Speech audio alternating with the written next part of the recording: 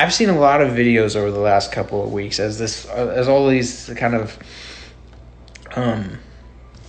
events have been transpiring, that I keep seeing veterans, speaking out and saying, we swore an oath to defend the Constitution, defend the constitutional rights of the American people and of all people, who reside within America, right? All people are afforded due process by the Constitution.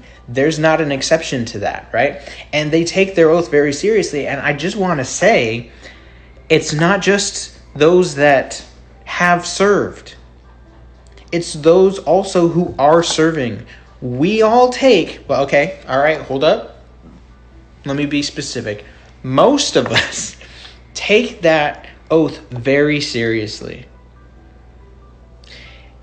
And there's a reason that they had to vet out those who wouldn't stand by, that who don't prioritize their loyalty to an individual over their oath to support and defend the Constitution. There's a reason for that. And I want to make it so clear that just because many of us can't stand physically with those who are demonstrating right now doesn't mean that we don't stand with them or for them in whatever locations we are deployed and or assigned throughout the world.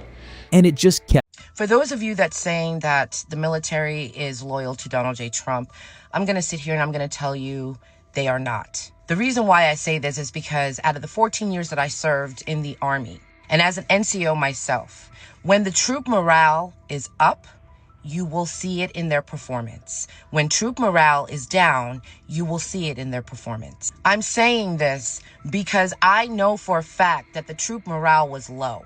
I know for a fact that those service members did not put their 100% into their performance in the parade. The marching that I witnessed was appalling. And as an NCO, I would have reamed all of them. Why? Because they were out of step. And that is one thing that is drilled into you when you go through boot camp, when you go through basic training, is drill and ceremony. They drill the shit out of you until, like, if you have 2 left feet, you will not have 2 left feet by the time you're done with training. What was supposed to be a jaw-dropping spectacle ended up looking like a half-price Temu parade that embarrassed Trump and the MAGA crew on a global stage. This is what everyone was expecting. This is what Donald J. Trump wanted to see. But what do we get instead? This is what we got instead. Look at that. Low morale. They did not want to be there. They didn't choose to be there. They did not give their 100%. Why? Because of this administration. Regime. So, ladies and gentlemen, the military had one job to do. One job to do. And they did it.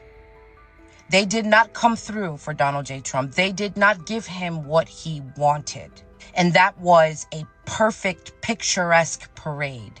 Very militaristic. They purposefully sabotaged his parade. Tanks rolled through D.C. at a snail's pace, not exactly striking fear into America's enemies. Troops marched out of sync like they were trying not to trip over each other. Uniforms clashed. Flyovers looked more confused than coordinated.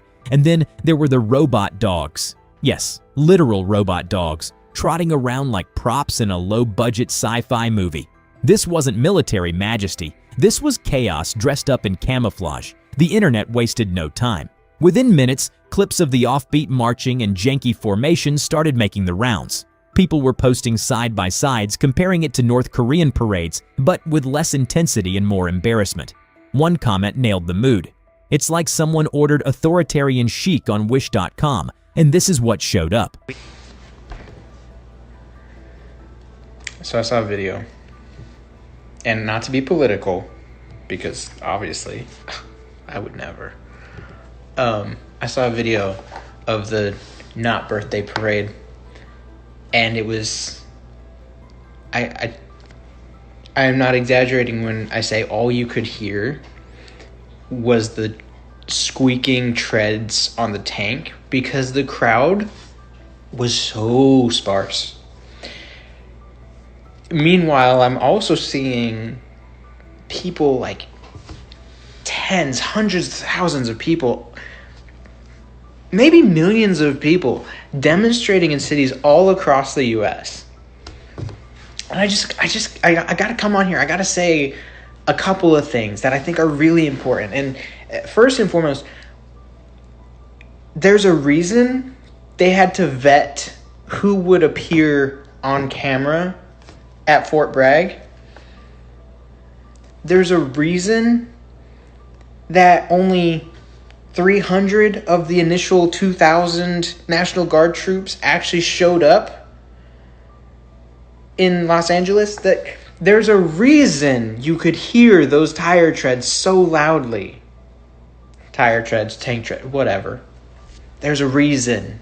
Yeah, that was a fucking protest. The entire time I was in the Air Force, I was a drill and ceremonies girly, okay? At some point, it was my job as a cadet at the Air Force Academy to make sure that, wait, 4? No, it wasn't just my squadron, it was a whole group. That's 10 squadrons. Yeah, I was the drill and ceremonies person for an entire group. For those of you who know what's up, I was the adjutant at one of the Lackland graduation parades. That's why I'm so loud. Drill and ceremonies is no joke, especially when it comes to parades and shit like that. Like, rehearsed meticulously. That shit would have failed a basic inspection 10 times over. If a flight of trainees marched like that at Lackland Air Force Base, the hellfire, the brimstone, the absolute rage that would befall them. Their TI would scream so hard at them, they would throw out their back. For those of you who don't know, TI is the same thing as like a drill sergeant, but just in the Air Force. Saying all this to give you context as to why it's a big deal that they looked like shit.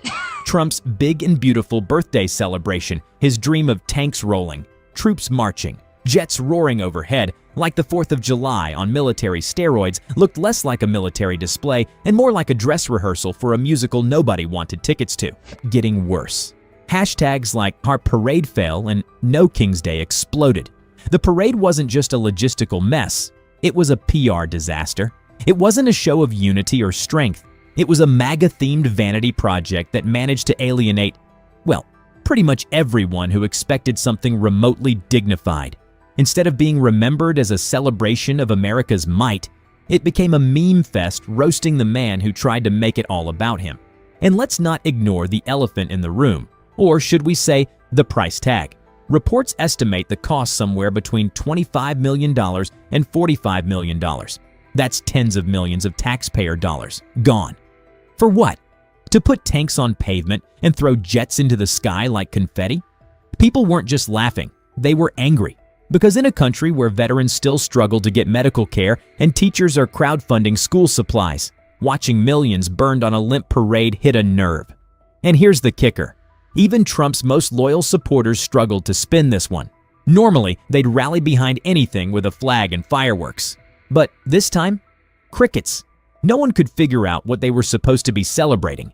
It was awkward, and not in the "he misspoke" kind of way.